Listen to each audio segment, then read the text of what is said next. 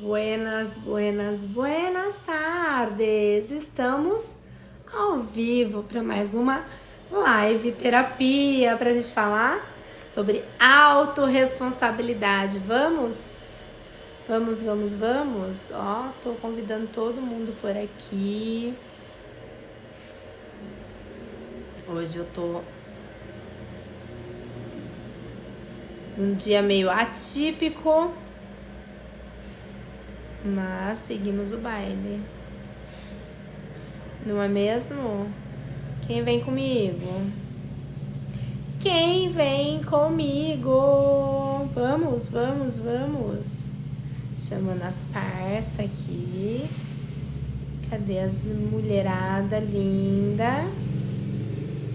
Hello. Entre-se, sintam-se em casa. Hoje nós vamos fazer mais um pouquinho da live do livro, né? Autorresponsabilidade, do Paulo Vieira. E é um livro que tá nos ajudando muito em muitas questões, pelo menos a mim. Prometi deixar os exercícios no story do Instagram, mas não consegui parar pra deixar. Mas eu vou deixar hoje, assim fica o final de semana todo, pode ser? Então, vamos para o papo. Hoje o cabelo tá daquele jeito, a gente vai ajeitar o cabelo depois.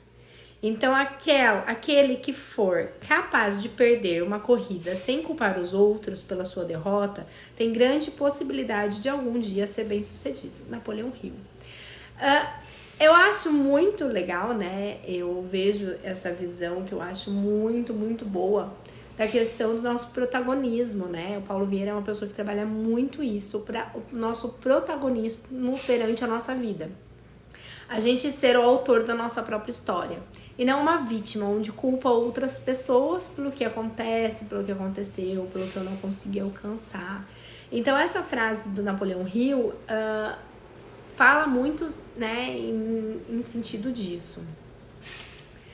Capítulo 2. Autorresponsabilidade. Seja como for, você é o único responsável pela vida que tem levado. Você está onde se colocou. A vida que você tem levado é absolutamente mérito seu. Pesado, hein? Seja pelas suas ações conscientes ou inconscientes, pela qualidade de seus pensamentos, comportamentos e palavras, seja até mesmo pelas crenças que se permite ter. Então, na verdade, é o que eu sempre falo por aqui, que eu acho que eu tô falando desde a primeira live, é um eterno orai e vigiai. É eternamente estar atento, consciente ao que está acontecendo. Se a gente não tiver essa consciência, as coisas a gente não consegue mudar, sabe? A gente aprendeu sim a forma de pensar, de agir com as pessoas que a gente conviveu, os meios que a gente conviveu, os exemplos que a gente teve. Eu tava falando isso ainda ontem em terapia com uma paciente minha.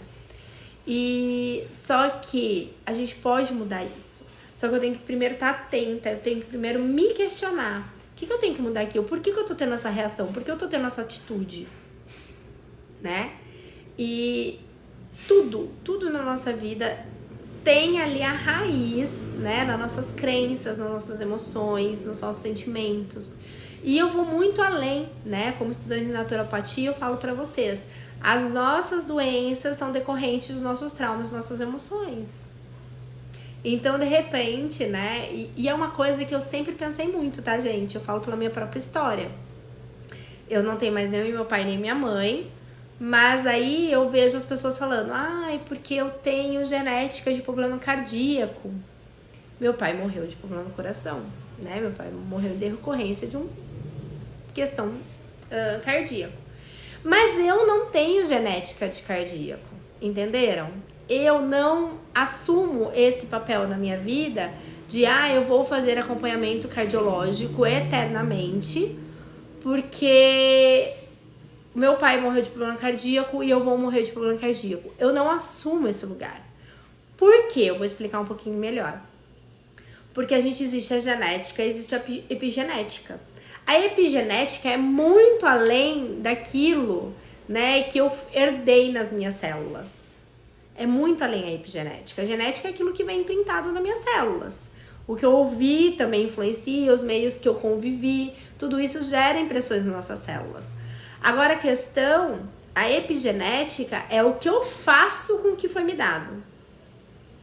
E muitos dos problemas que a gente vende, né, herança familiar, e aí eu vou estourar a cabeça de vocês para vocês mudarem essa forma de engessada de pensar, é que a epigenética nos dá a possibilidade da gente estudar, evoluir, cuidar das nossas emoções, pra gente mudar hábitos, pra gente mudar pensamentos e a gente mudar a nossa própria história.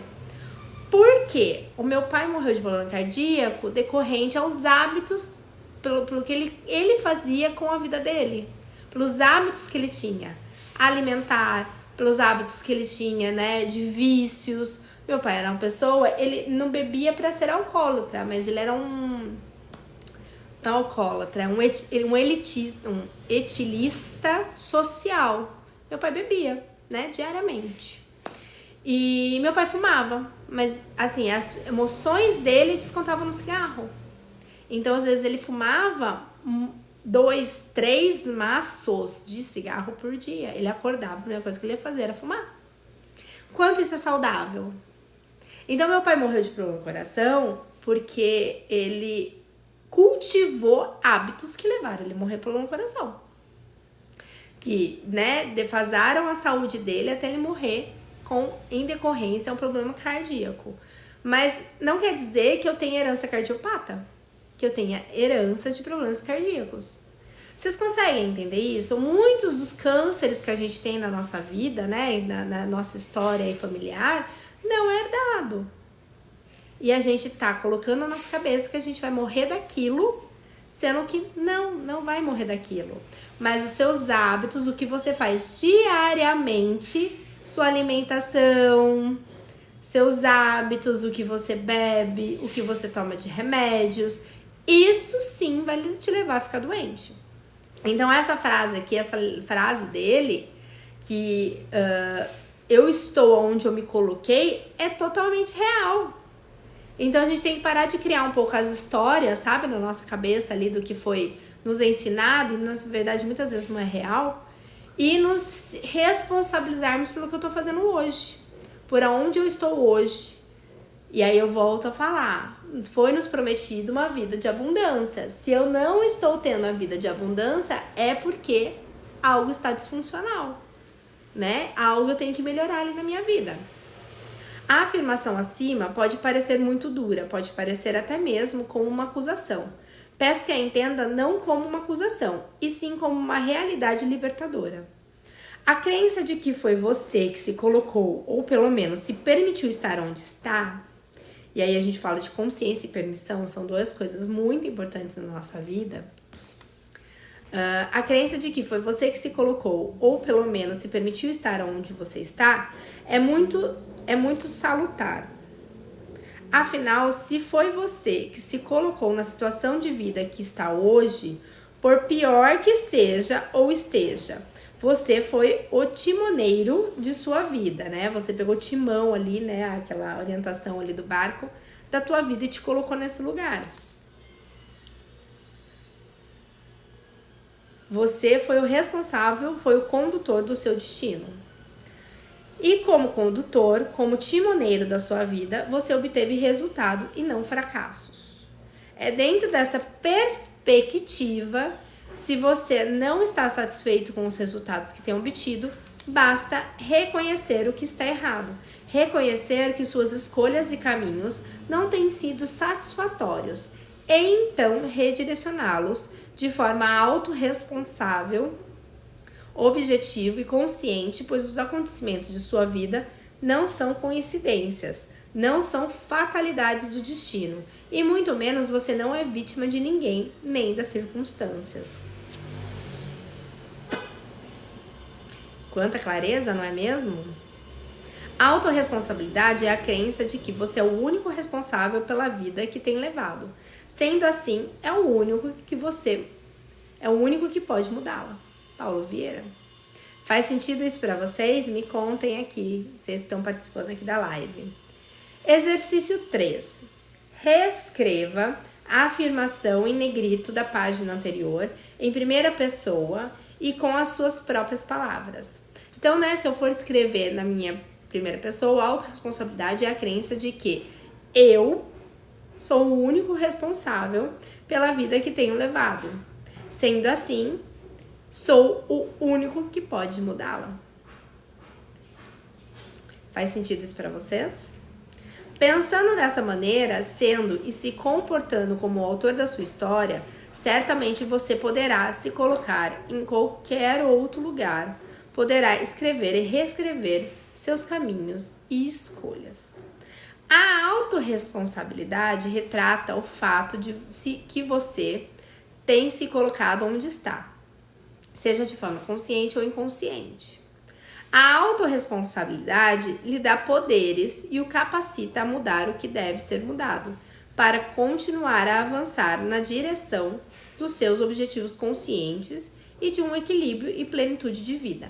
Aqui mais uma vez eu falo para vocês, se eu não sei para onde eu quero ir, eu não tenho clareza de o que eu preciso mudar, o que eu preciso fazer. Então, se eu não tenho ali objetivos claros na minha vida, eu sou que nem o gato da Alice, né? Como o gato fala. Pra quem não sabe onde quer chegar, qualquer caminho serve. Então, aí que eu coloco pra vocês, aonde vocês querem chegar na sua vida. Falar que eu quero ganhar mais não quer dizer que eu tenho um objetivo claro. Eu quero ganhar mais, quanto, fazendo o quê? A partir de quando? Então, assim, é muitas coisas, é um alinhamento, né? São muitos fatores que levam a esse objetivo. É importante você saber que todas as nossas mudanças e conquistas se iniciam após assimilarmos e passarmos a viver de acordo com esse conceito, a autorresponsabilidade. Como tudo na vida, acreditar ou não em qualquer coisa é uma questão de opção. Acreditar que você é o único responsável pela vida que tem levado também é uma questão de escolha. Particularmente, prefiro acreditar que criamos nossas experiências, seja por palavras, comportamentos, pensamentos ou sentimentos, e que tudo que falamos, agimos, pensamos e sentimos geram resultados objetivos e palpáveis nas nossas vidas. E aí, faz sentido isso para vocês? Pessoas de sucesso sabem utilizar sua estrutura mental para colher tais resultados e quando os resultados são ruins, aprende com eles e responsavelmente optam por uma estrutura mental correta e passam a falar diferente, pensar diferente e se comportar também de forma diferente. Então não existe bom ou ruim, né? Existem resultados que é o que eu quero, e são resultados que eu não cheguei lá onde eu quero ainda, mas eu vou aprender com esses resultados, né? E se eu começar a encarar a vida com esses olhos, como a vida vai se tornar? Muito melhor ou não? Porque tudo vai da gente ter uma mente forte, uma mentalidade forte. Tudo começa na nossa mentalidade. Então, se você quer se tornar um milionário, se você quer se tornar mais magra, tudo começa na nossa mente. Eu te afirmo ainda, as doenças também começam na nossa mente. Eu já tive a experiência, né, de conviver com várias pessoas que desistiram de viver.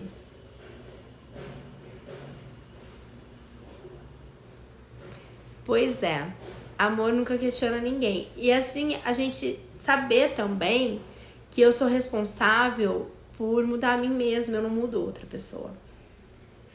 Isso é uma coisa muito importante a gente ter conhecimento. Pessoas de grande conquista após uma derrota não culpam as circunstâncias, as pessoas ou o destino. Elas assumem a responsabilidade pelo resultado e se perguntam: o que eu devo fazer diferente para que da próxima vez os resultados sejam melhores?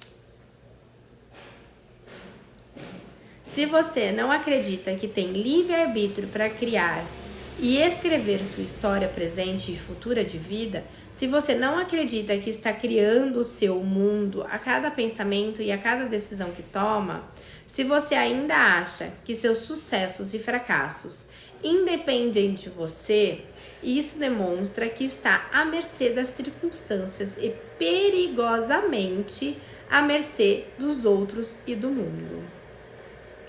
Para você que acredita que a vida é uma sucessão de acasos, resta a pergunta: quem está direcionando a sua vida? Quem é o responsável pelos frutos que você tem colhido? Certamente alguém está no controle. E se é Deus que está no controle de sua vida, lembre-se que desde o Éden, ele tem dado o livre-arbítrio ao ser humano. E este não tem feito bom uso desse recurso. Caramba! Ana, você por aqui? Seja bem-vinda. Você é do tipo de pessoa para quem as circunstâncias, fatos vão simplesmente acontecer e assim vai vivendo, não como a protagonista, e sim como um coadjuvante. Um marionete que depois, sem pedirem licença, é convidado a rir ou chorar. Um compositor criou uma música que dizia mais ou menos assim: vida louca, vida breve, se eu não posso te levar, quero que você me leve. Alguém conhece essa música? Como cantora, eu sou ótima terapeuta, tá? A pergunta é: levar para onde? Para uma vida bandida, como diz o compositor mais à frente, ou para a felicidade? Ser autorresponsável é ter a certeza absoluta de que você é o único responsável pela vida que tem levado. Consequentemente, é o único que pode mudá-la. E aí, faz sentido isso para vocês? Pensar desta maneira é uma das melhores formas de avaliar e desenvolver seu nível de maturidade emocional e, consequentemente, aumentar exponencialmente a sua capacidade de realização. É a certeza de possuir uma crença que valida todas as outras crenças fortalecedoras que você possui. É a garantia de ser uma pessoa não apenas de ideias, e sim uma pessoa de ação, uma pessoa realizadora. Enfim, uma pessoa capaz de construir uma vida plena e uma vida feliz e plena. Como uma palavra. Vocês veem que tudo que eu tô falando aqui tá se conectando, né? Total. Exercício 4. Escreva nas linhas abaixo uma visão extraordinária da sua vida. Escreva sobre a vida que você sempre sonhou, sem limites para sonhar. Escreva o que você gostaria de ser, fazer e ter. Escreva seus sonhos mais fantásticos, sem criticar ou sem crítica ou julgamento da impossibilidade. Apenas escreva a visão da sua vida extraordinária. Esse teste ficaria maravilhoso jogar no ChatGPT, na inteligência artificial. Eu acredito piamente que ia ser assim, ó, descrever sobre isso e pedir para ele descrever, né, falar um texto ali, uma crônica de como é um dia na sua vida. Isso seria muito interessante. Agora compare sua visão de vida extraordinária que você acabou de escrever com a vida que você tem levado, que você descreveu no capítulo anterior. Esteja certo que as circunstâncias são criadas por você e, como tal, você pode mudá-las. Entretanto, para mudar as circunstâncias, será necessário uma forte decisão de romper com o passado, como também a persistência e perseverança para esperar que os nossos frutos venham no tempo apropriado. Lembrando que a gente tem que plantar, regar e colher. Nada acontece do dia para a noite. As mudanças fazem a gente girar o círculo ali e virar um movimento maior. Pois, como você verá no texto seguinte, existe tempo de plantar, para regar o que foi plantado e depois para colher. Sem ler antes, eu falei a mesma coisa. E repetir o processo. Semear, regar e colher novamente. Uma história de autorresponsabilidade. Eu adoro essas histórias desse livro. Nelson Mandela passou aproximadamente 26 anos na prisão, dos quais muitos deles na solitária, né? Na solitária, ali na prisão, onde ele ficava sozinho. Enquanto muitos dos seus colegas de cela se lamentavam, colocavam-se como vítimas do apartheid e dos colonizadores brancos, Nelson Mandela se colocava como autor. Ele responsabilizava a minoria branca pelo fator de estar preso.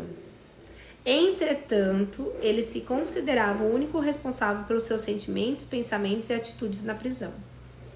E o que faria quando saísse de lá? Enquanto ele via seus amigos de cela e prisão sucumbirem, ele estava se preparando para ser o primeiro presidente negro da África do Sul. Estudou administração pública, direito internacional, direito penal e muitas outras matérias importantes para o seu futuro, enquanto encarcerado. Quando seus colegas e até mesmo os guardas ouviam com tanto bom humor e felicidade, lhes diziam: Mandela, acorda. Você está na prisão e daqui só sai para o seu funeral. Outros, querendo entender tanta determinação e felicidade, o questionavam: como você faz para estar sempre tão bem? Ao que ele respondia: meu corpo eles podem ter prendido, mas a minha mente, pensamentos e sentimentos, sou eu que controlo. E ele continuava: posso responsabilizá-los pelas suas atitudes, porém eu sou o único responsável pelos meus sentimentos. Que tal você trazer esse poderoso conceito presente na vida das pessoas de grandes realizações para a sua vida? Caramba! Quando os acontecimentos não geram os resultados que esperamos, quando nossa vida não está como gostaríamos, temos duas possibilidades. A primeira é assumir a responsabilidade pelos resultados e aprender com eles, e a outra é achar um culpado, encontrar alguém para criticar e culpar. De uma forma ou da outra, sempre se eximindo da responsabilidade, colocando nos outros ou nas circunstâncias a responsabilidade pelo que acontece na própria vida. Tenho treinado, orientado e feito coaching com centenas de executivos de empresas e percebo cada vez mais a diferença entre os prósperos e os limitados, os fazedores de dinheiro e os batedores de ponto. Os limitados normalmente pensam muito, refletem sobre tudo, principalmente sobre o que pode não dar certo. Desta maneira, se tornam peritos em justificar suas falhas e explicar por que as coisas não deram certo, como eles haviam calculado. São pessoas normalmente de grandes ideias, porém de pouca realização. Esse tipo de profissional costuma ajudar seus colegas, dão as ideias e mostra onde eles estão errando e o que precisam fazer para terem êxito. E por incrível que pareça, eles normalmente estão certos, suas ideias são boas e suas análises são coerentes. No entanto, são apenas ideias. E o que mais crítico é que suas ideias normalmente só servem para os outros. Para eles restam a justificativa e a explicação, porque suas ações e planos não deram certo. Uau, quantas fichas caindo por aqui e por aí também. Quiserem compartilhar, fiquem à vontade. Já estamos terminando esse capítulo, tá? Esse capítulo é um pouquinho mais longo. Uma grande ideia, eu vou parar por aqui, porque senão fica muita coisa, amanhã a gente tem mais um pouco. Uma grande ideia oriunda de profunda reflexão sem uma ação para colocá-la em prática é o mesmo que frustração. Então, ou seja, não adianta eu ficar presa só no mundo das ideias, não adianta eu só sonhar grande. Eu tenho que alinhar meu pensamento, meu sentimento, minhas ações, minhas metas em um caminho onde eu vou alcançar aquilo que eu quero. Depende unicamente de mim? Essa parte depende. E aí o agir vai ser concluente. E eu falo assim, com uma grande maestria para vocês, de que eu já vi muitas pessoas que vieram dos, assim, nem do nada, era muito do negativo nada. E conquistaram grandes coisas na vida delas, porque elas realmente entraram nessa estrutura. nessa estrutura. Alguém quer compartilhar alguma coisa por aqui? Eu tô vendo um movimento grande aqui de pessoas entrando e saindo. Maria Cláudia, Marcele, Maria Conceição, alguém quer falar alguma coisa por aqui? Participem, estejam presentes. Isso daqui também é para ser benefício para vocês, tá? Porque justamente, né, se não tiver o outro aqui do outro lado, não adianta eu fazer desse lado aqui, né? Tudo certo, meus amores? Muito bem-vindo, muito obrigada pela participação de todos. Muito obrigada pelo carinho de todo mundo. Amanhã tem mais um pouquinho de live, tem mais um pouquinho do livro. E eu conto com a presença de vocês aqui, tá? Pra gente conversar mais um pouco. Um beijo, ótima sexta, bom final de semana pra todo mundo. Bora expandir a mentalidade pra gente conquistar tudo aquilo que a gente deseja? Tô aqui com vocês, hein? Bora!